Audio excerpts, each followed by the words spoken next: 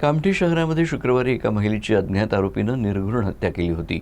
या हत्येनं संपूर्ण कामठी शहर हादरलं होतं। मात्र पती फरार असल्यानं संशयाची सुई त्याच्याकडेच वळली होती।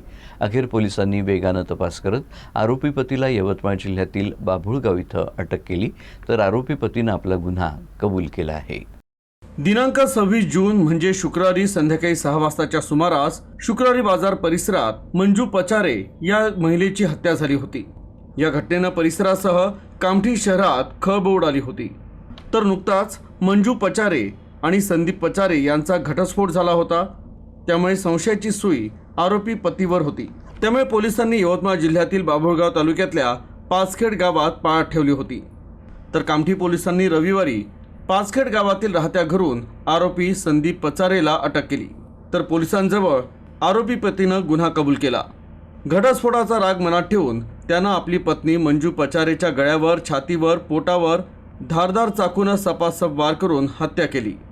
हत्येनंतर मोबाईल घेऊन तो त्याच रात्री यवतमाळ जिल्ह्यातील आपल्या गावी परत आला होता। तर पोलिसांनी त्याच्याजवळून गुन्ह्यात वापरलेला चाकू, मोबाईल आणि इतर साहित्य जप्त केलं आहे।